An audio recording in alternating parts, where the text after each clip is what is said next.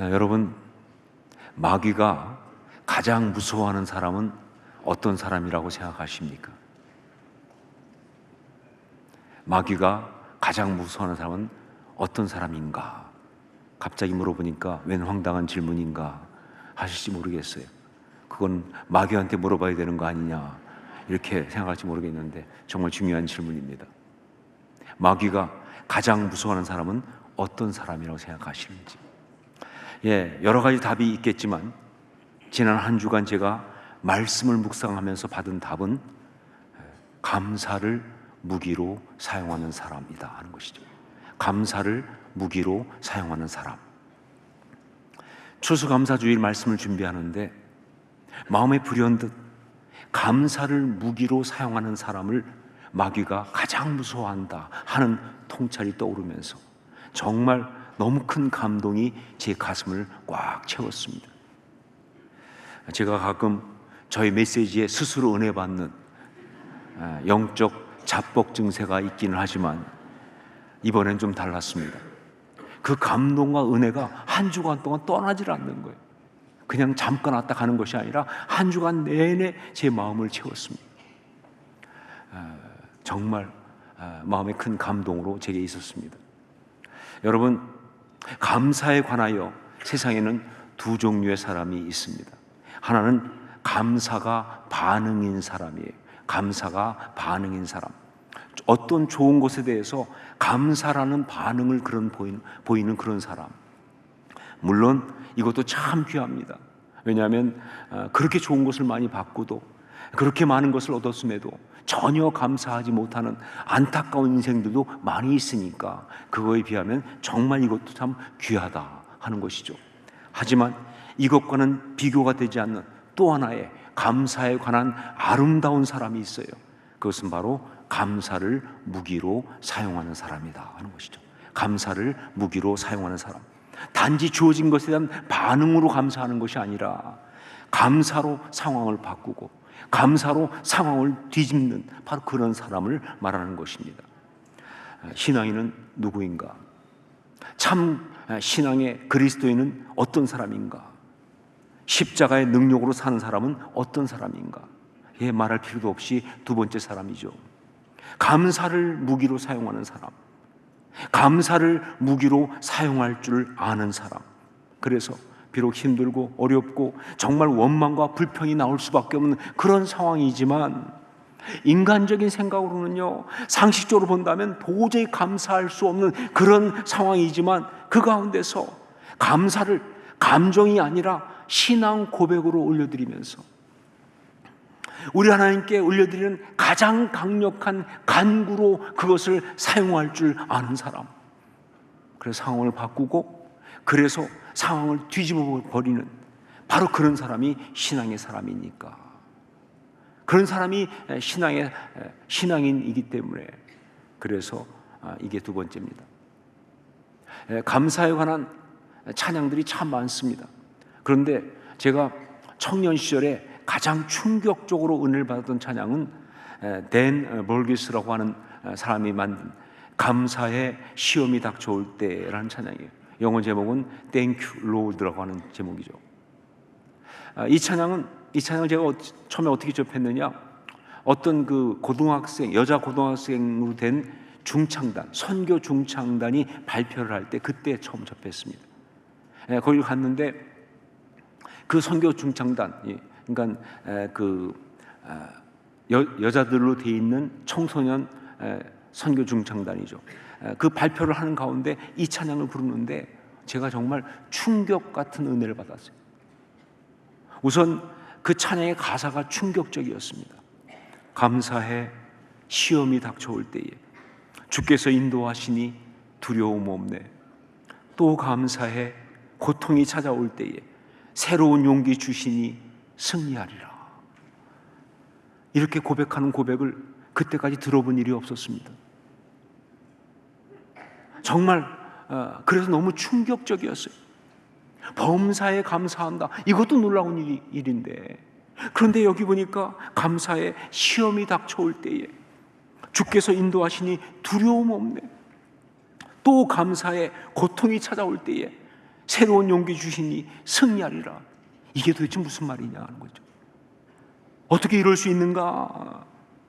더구나 그때 제가 너무 정말 충격적 은혜를 받은 것은 이 찬양을 부르는 그 10대 소녀들이 이 찬양을 부르면서 이 찬양 가사를 자기들의 신앙 고백으로 진정으로 하고 있다는 사실 때문에 그랬어요.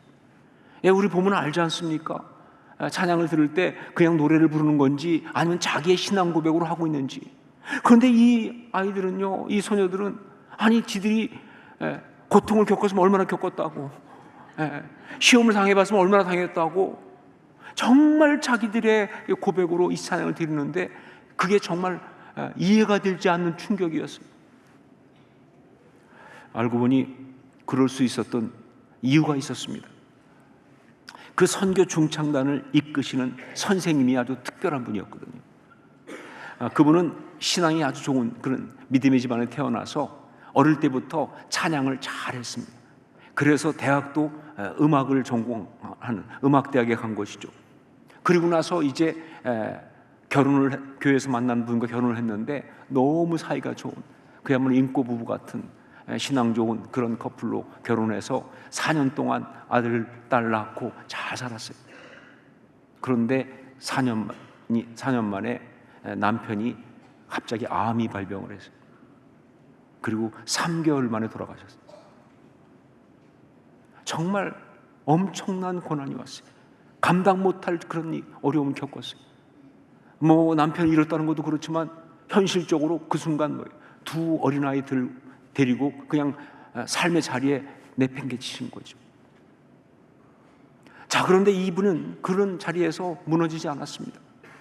그 어려운 순간에 정말 일하면서 아이들 키우면서 오히려 더 열심히 하나님을 섬기기 시작했어요. 그래서 교회에서, 학교에서 아이들을 가르쳤는데 특별히 고등부 아이들을 가르쳤어요.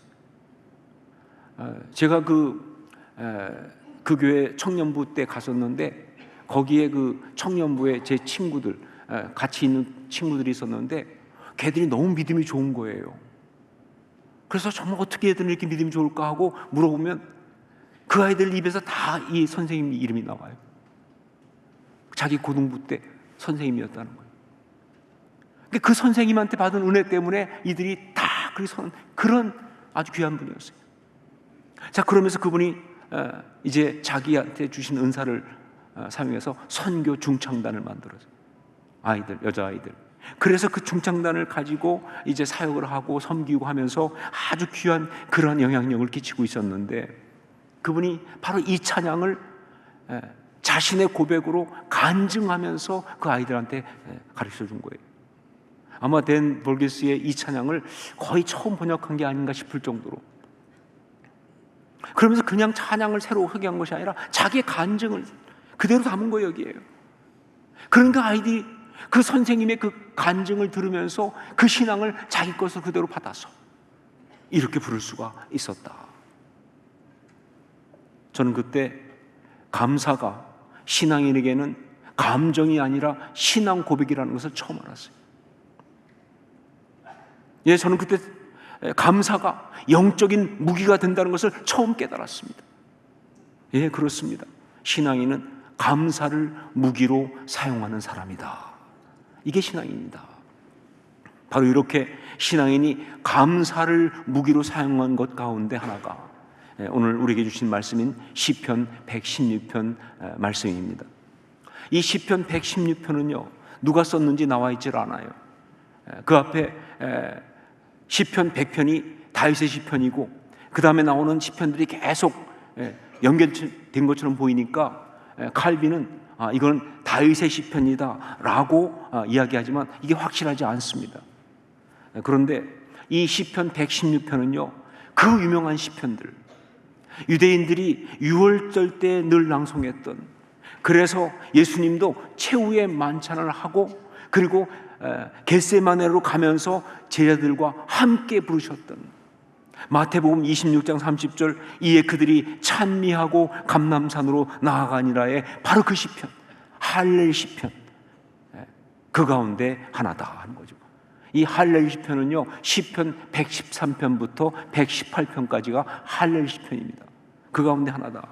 자, 그런데 이 시편 116편은요 할렐 시편 가운데 유일하게 개인의 감사 시편입니다. 개인의 감사 시편.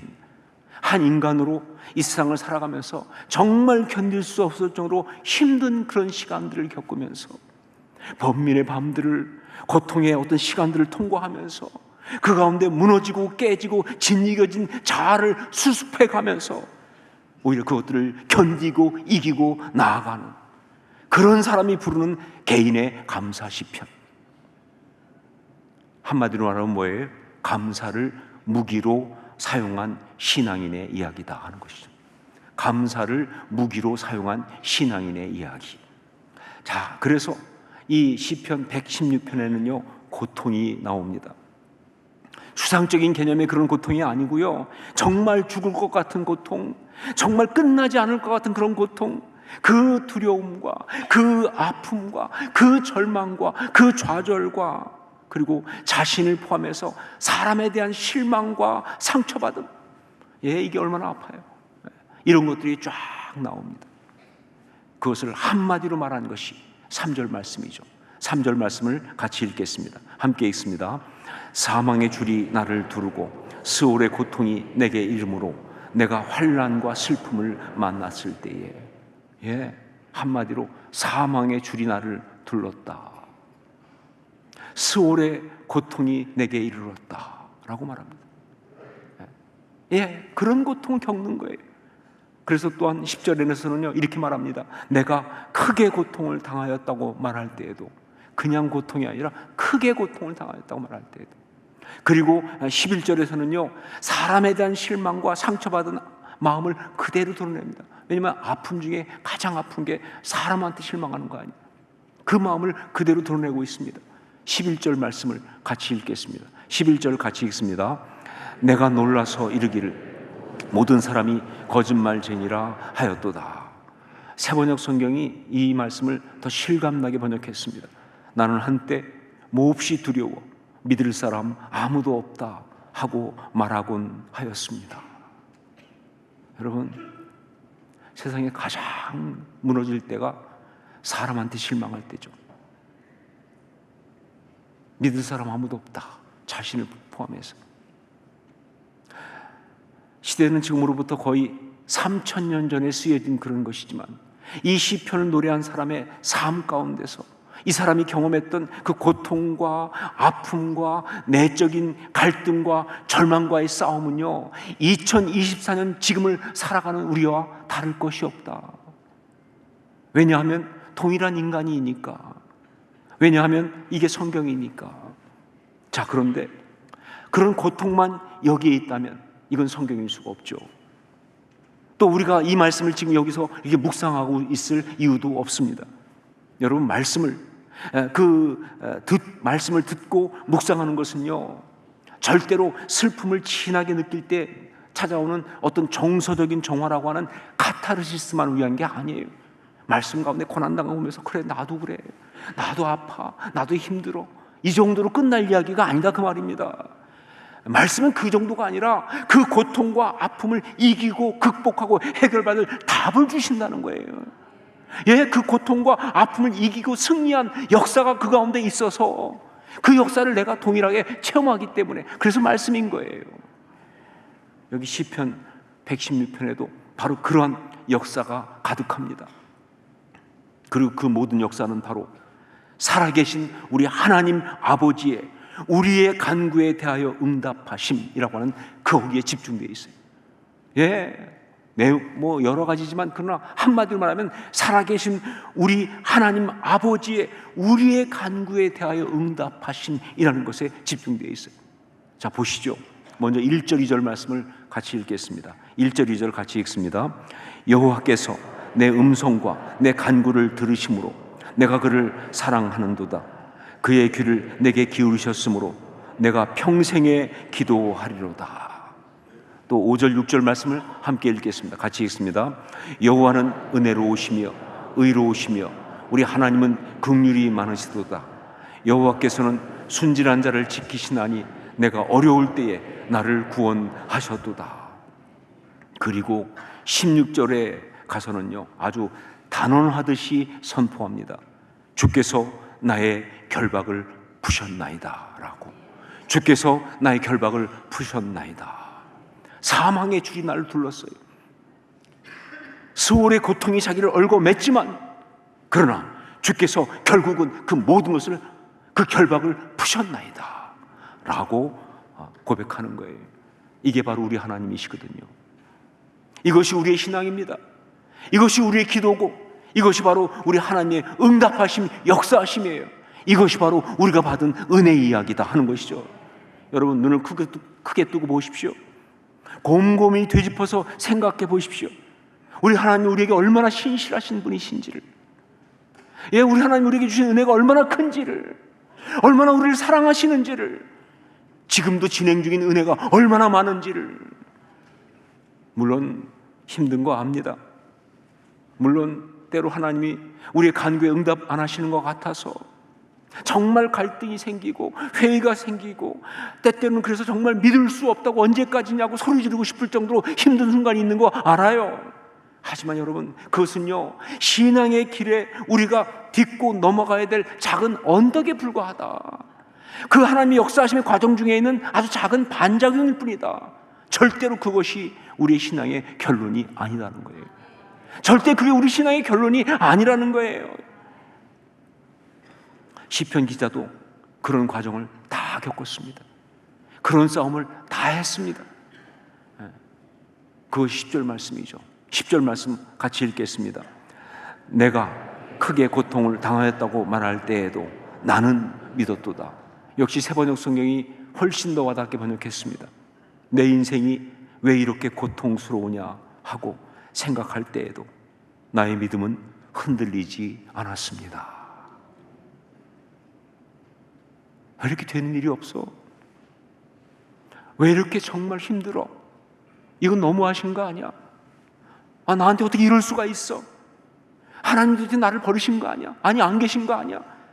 이런 생각이 들어오는 그런 순간에도 믿음을 지키고 흔들리지 않는 것, 이게 바로 신앙이다.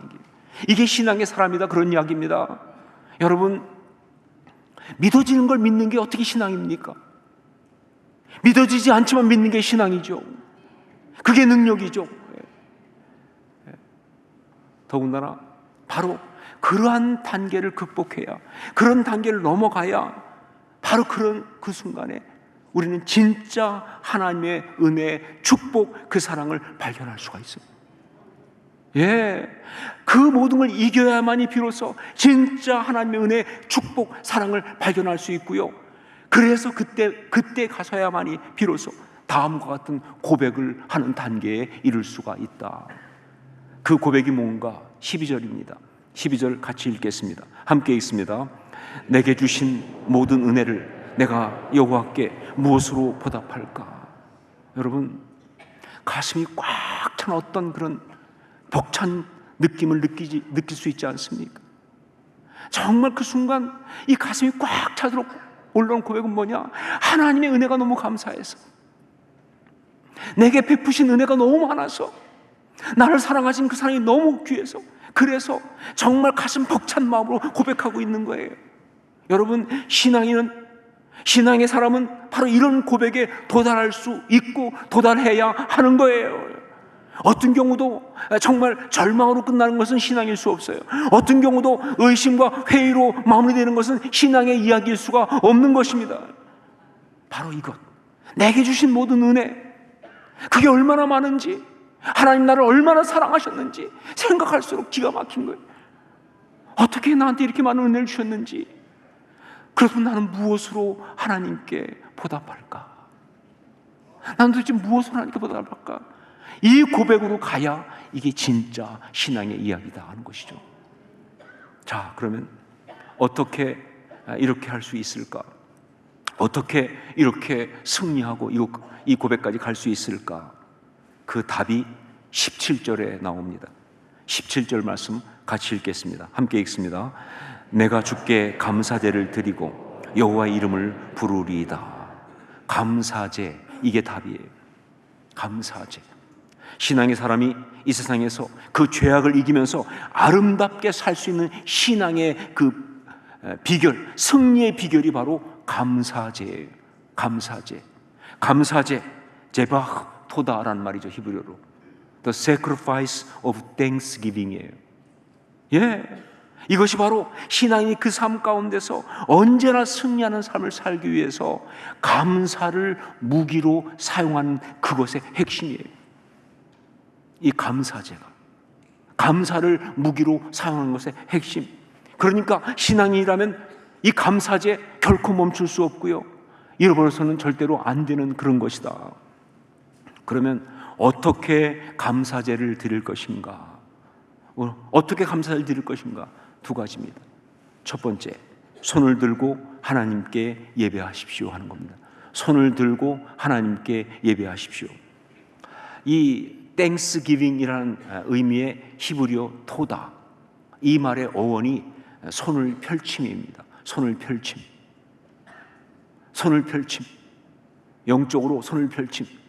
우선 우리가 생각할 수 있는 게 뭐예요? 하나님을 향하여 손을 펼침이에요. 하나님 향해 손을 드는 겁니다.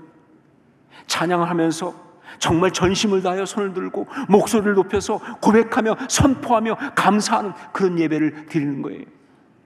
여러분, 예배 가운데, 찬양 가운데 기도하면서 손을 든다고 하는 것은요, 너무 은혜가 충만해서 그래서 이 마음 표현하려고 손을 드는 경우도 있지만, 그러나 그 정반대의 경우도 있습니다. 때때로는요, 정말 예배할 수 없고 찬양할 수 없는, 기도할 수 없고 기도하고 싶지도 않은 그런 마음이기 때문에, 그런 상황이기 때문에, 하지만 찬양하기로 결단하면서, 예배하기로 결단하면서, 기도하기로 결단하면서 그렇게 손을 든다, 그 말입니다. 그게 손을 드는 거예요. 여기서 막 이 감사제, 제바흐 토다는 바로 이걸 말하는 겁니다. 이걸 말하는 거예요. 정말 예배할 수 없는 상황 속에서 예배하려고 결단하고 손을 드는 거예요. 이걸 말하는 거예요. 자, 그런데 여러분, 우리 하나님을 감동시키는 가장 아름다운 예배가 뭔지 아세요? 이 예배입니다. 우리 하나님이 감동하시는 가장 귀한 예배가 바로 이 예배다 하는 것이죠. 제가 온누리교회에 있을 때 알던 한 권사님이 계시는데, 이분은 한국의 대표적인 재벌가의 가족이셨습니다. 뭐 누구라고 하면 알 정도로 대표적인 재벌가의 가족이셨어요. 자, 그런데 그 재벌가는 예수를 안 믿는 집안이에요. 그러다 보니까 이 권사님도 예수를 안 믿었어요. 그러다가 이 권사님의 남편이 병들어서 돌아가시게 됐는데, 그때 그 병원에 이 권사님을 아는 분들 중에서 예수 믿는 사람들이 찾아가서 정말 기도해주고 그렇게 위로할 때 이분이 큰 은혜를 받았어요. 그래서 예수를 믿게 된 거예요. 자, 그런데 예수를 믿고 신앙생활을 시작했지만, 그래서 온누리교회에 나오게 되었지만, 그러나 집안에서는 은근히 핍박이 있는 거예요. 여러분, 재벌가라는 게, 여러분, 재벌가 아닌 것을 감사하게 생각하셔야 돼요. 가까이 가서 보면 상당히 힘듭니다. 얼마나 두려움이 많은지 몰라요. 피해의식도 많고요. 그리고 남들의 눈을 너무 의식하세요. 정말 사람이 정말 자유가 거의 없을 정도로 아주 힘들어요.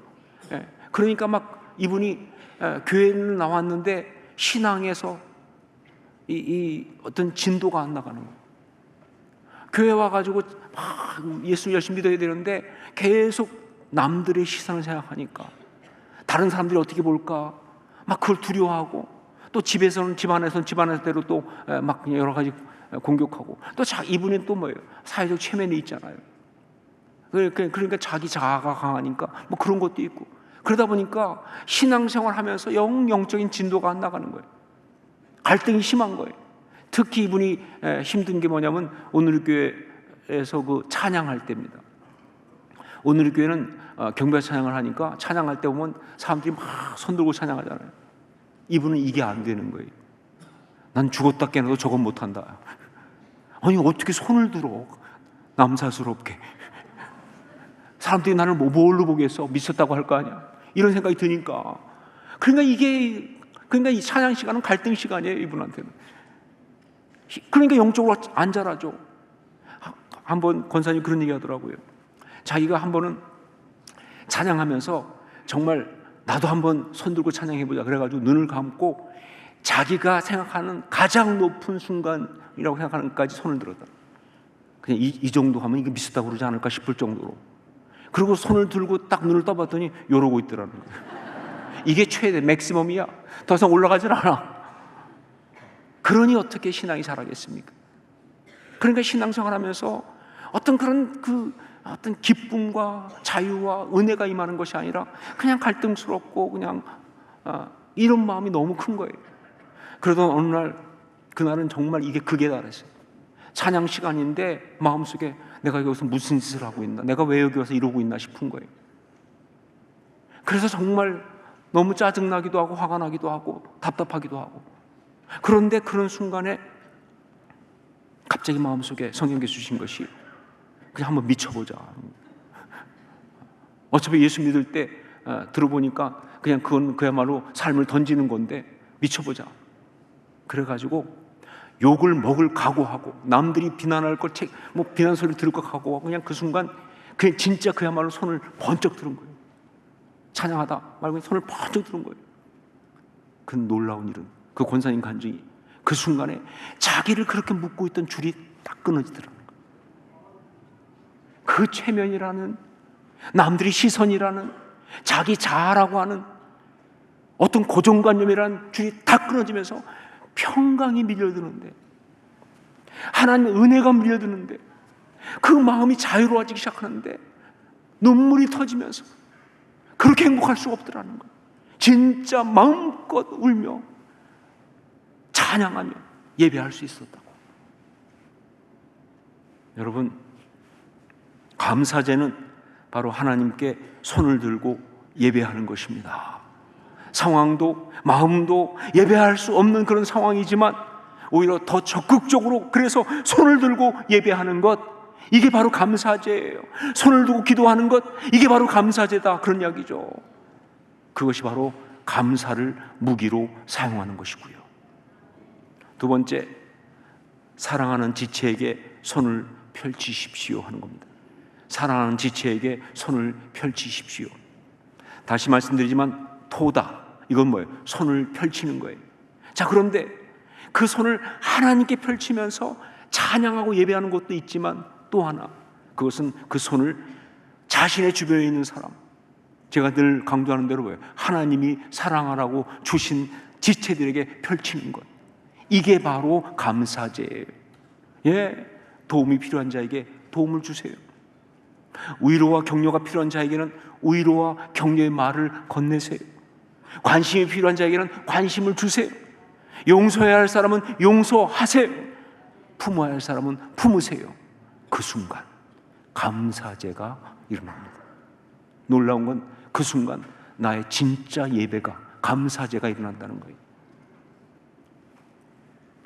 저는 지난 수요일 나움 합창단 창단 기념 음악회를 보면서 바로 이 감사제를 봤습니다. 특히 비장애인 성도들이, 지체들이 장애인 지체들을 섬기기 위해서 막 이렇게 저렇게 정말 최선을 다해 섬기는 모습을 보면서 정말 오랜만에, 제가 정말 좋아하는 가사인데 그동안 거의 잘 사용하지 않았던 그 노래 가사가 생각이 났어요. 그게 누가 뭐래도 사람이 꽃보다 아름다워. 예, 전 정말 이거 좋아하거든요. 그런데 안타깝게 최근에 이 가사를 생각해 본 일이 없어요.